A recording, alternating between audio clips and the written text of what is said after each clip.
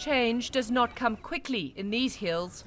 It's here that a tradition called ukutwala, which literally means to pick up or to take, has been used to justify the abduction of girls as young as 12, kidnapped by older men and forced to marry them. Nombasa Nguluwe from the World AIDS Campaign says the ukutwala tradition has its roots in arranged marriages, where parents or the village elders have the final say on who local girls should marry.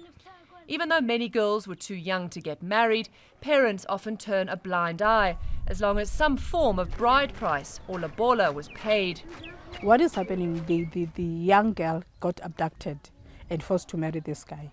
And then after, the people from this family can go to the girl's parents to pay the bride price or lobola. And then it depends what they choose to pay, because the girl is already with them. So it can be one goat or two goats or a chicken for that matter. No matter how small the fee, one family now indebted to another for a child bride. And despite these cultural expectations, some girls have escaped their husbands, their communities. We went looking for the teenagers who defied conventional practice and found them more than an hour away in this prison-like safe house run by the local authorities and the church. Still children really, hiding out, too scared to show their faces on camera, too fearful to tell their stories of abduction, of rape by husbands who stole them. A practice fueled by myth and superstition. It's because there's a myth that if you sleep with a young girl who is a virgin and as a man you're HIV positive, then your HIV can be cured. So that's why they are focusing on these young girls, because most of them are virgins. These men are old. Most of them, they are widowed due to HIV.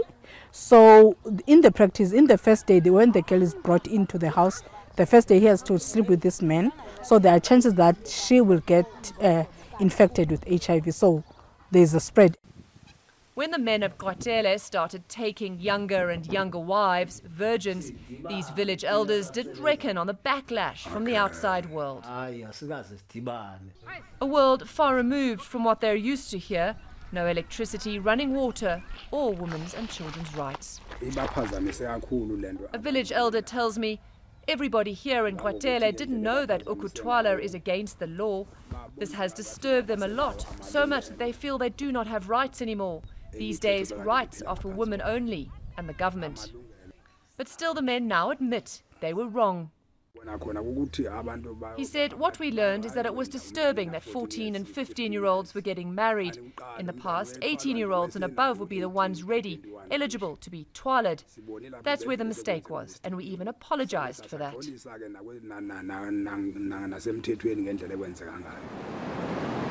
The confusion of an isolated rural community, deeply unsure of the expectations of a democratic South Africa.